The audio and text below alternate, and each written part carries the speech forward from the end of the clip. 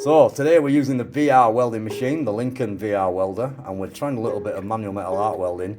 So we can set up the parameters. As you can see, we've got the actual score sheet. It gives you all your guidelines to how well you're doing, such as position, travel angle, work angle, arc length, stuff like that. So it's all recorded in a graph and we'll see what happens. So let's take a look.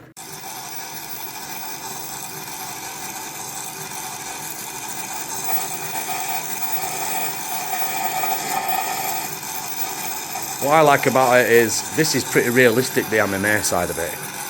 So as you can see, the test piece, flat piece of plate, and if we flick through the actual different screens, you should be able to see what we've done.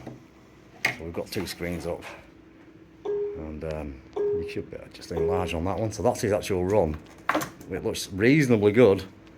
It's a lot harder than the MIG side of it.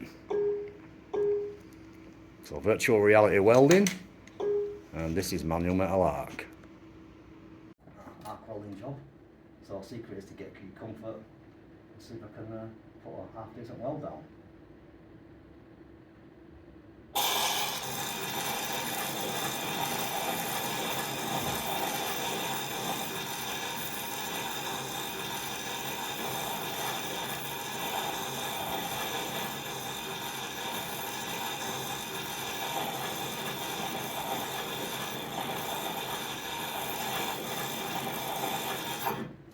Not exactly central, but it ran pretty fair.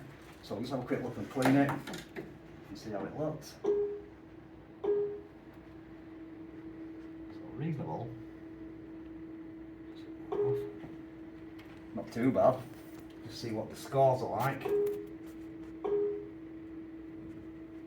So, not exactly amazing, but I've got the work angle bang on, straight line on that. Position were good. Arc length a little bit in and out.